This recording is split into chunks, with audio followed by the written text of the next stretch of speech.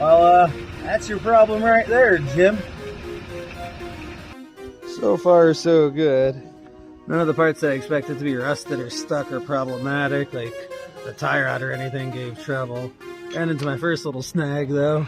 I need a 13/16 half-inch drive deep socket for the impact, because that ain't budging with a little 3/8 ratchet, even with a friggin' pipe on it.